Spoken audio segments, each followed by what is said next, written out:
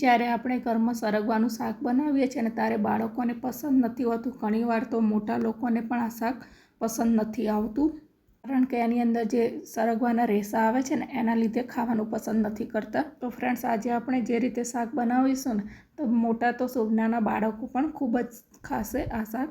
તો આ શાક બનાવવા માટે આપણે સરગવો લીધો છે. તેમાં અહીંયા 500 ગ્રામ સરગવો લીધો છે. સરગવાને આપણે સારી રીતે ધોઈ દઈશું અને એનો આગળનો પાર્ટ અને પાછળનો ભાગ કટ કરીને આ રીતે આપણે 2 પીસીસમાં આપણે કટ કરી લેવાના છે.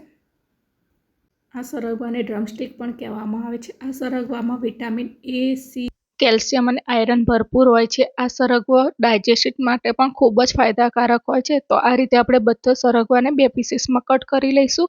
હવે એને કુકરની અંદર આપણે મૂકીશું અને એની અંદર થોડું પાણી રેડીને આપણે કુકરની 2 થી 3 વિસલ કરવાની છે. સરગવો આમ તો શરીરની ખૂબ જ ઇમ્યુનિટી વધારે છે અને બીમારીઓથી દૂર રાખે છે. હવે અહીંયા આપણે એક મસાલો બનાવી લઈશું. તો મિક્સર જારની અંદર 1 ટીસ્પૂન તલ લીધા છે, 1/2 ટીસ્પૂન વરિયાળી, 1/2 ટીસ્પૂન જીરું, 2 ટીસ્પૂન જેટલું આપણે ધાણા જીરું પાવડર લઈશું. ત્યાર પછી 1 ટીસ્પૂન કિચન કિંગ મસાલો, 2 ચમચી કાશ્મીરી લાલ મરચું લેવાનું છે. ત્યાર પછી એની અંદર આ રીતે 1/4 કપ કે 2 થી 3 ચમચી જેટલા સિંગદાણા કે તમે સિંગદાણાનો પાવડર પણ લઈ શકો છો. ત્યાર પછી એની અંદર આપણે સ્વાદ પ્રમાણે મીઠું એડ કરીશું અને 1/2 ટીસ્પૂન હળદર નાખીને સારી રીતે આ રીતે મસાલો તૈયાર કરી લઈશું. હવે આ જ મિક્સર જારની અંદર આપણે ટામેટા લઈશું. તો અહીંયા મેં 2 નંગ ટામેટા લીધા છે. એની આપણે અંદર 4 થી 5 કળી લસણ લઈશું. જો તમે લસણ ના ખાતા તો સ્કીપ કરી શકો છો. અને 2 નંગ ડુંગળીને આ રીતે સ્લાઇસમાં કટ કરી લઈશું અને એની સરસ આપણે ગ્રેવી બનાવી લેવાની છે.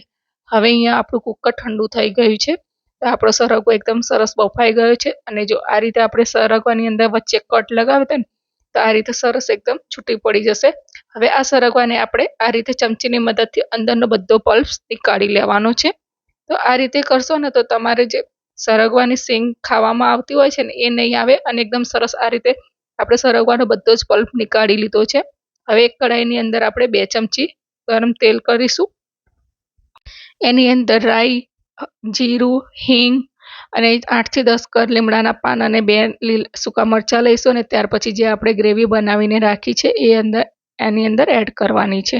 હવે અહીંયા આપણે થોડુંક ગ્રેવીના ભાગનું મરચું અને મીઠું એડ કરીશું અને સારી રીતે મિક્સ કરી અને ઢાંકીને તેલ છૂટું પડે ત્યાં સુધી આપણે એને થવા દેવાનું છે. તો હવે અહીંયા આપણે શાકમાંથી તેલ છૂટું પડી ગયું છે. તો સરસ મિક્સ કરી લઈશું. એની અંદર હવે આપણે થોડુંક જે આપણે સરગવાનો બધો પલ્પ નીકાળ્યો છે ને એ બધું જ આપણે એની અંદર એડ કરી દેવાનો છે અને મિક્સ કરી લઈશું.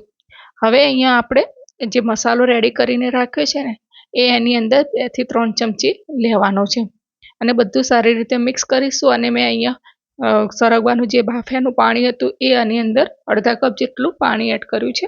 અને અહીંયા જો તમારે ગ્રેવી કેવી રાખવી છે અને તમને જો સરગવામાં ખરેખર તો ખટ્ટો મીઠો શાક ખૂબ જ સરસ લાગતું હોય છે તો અહીંયા હું 1/4 કપ જેટલી છાશ એડ કરું છું અને 2 ચમચી જેટલો આપણે ગોળ એડ કરીશું કે જેના લીધે શાકનો ટેસ્ટ ખૂબ જ સરસ આવે છે. ખાટો મીઠો એવો સરસ શાક બનીને તૈયાર થાય છે. તો અહીંયા 2 થી 3 મિનિટ આપણે ઢાંકીને થવા દઈશું. તો હવે સરસ એકદમ આપણું તેલ છૂટું પડી ગયું છે અને શાક પણ રેડી થઈ ગયું છે. તો ફ્રેન્ડ્સ, આ સરગવા છે ને એના જો તમારા પેટની સમસ્યા હોય ને તો પેટ માટે પણ ખૂબ જ ફાયદાકારક છે. તમારું પાચન તંત્ર સુધારે છે, હાડકાં મજબૂત કરે છે અને સ્કિનને ગ્લો કરે છે. તો આ સરગવાના શાકને તમે આ રીતે બનાવશો ને તો તમારા બાળકો સરસ હોશે ખાઈ લેશે. મારા બાળકને તો પાવભાજી કીધું ને, સરગવાની પાવભાજી તો તરત જ ખાઈ લીધી. તો એકદમ ટેસ્ટી તમે રોટલી સાથે સર્વ કરો સો તો એટલું સરસ લાગે છે ને. તો ફ્રેન્ડ્સ, આજકાલ ફાસ્ટ ફૂડનો ટ્રેન્ડ થઈ ગયો છે. તો આ શાક તમને બાળકોના હેલ્થ માટે ખૂબ જ સારું છે. તો જરૂરથી ટ્રાય કરજો.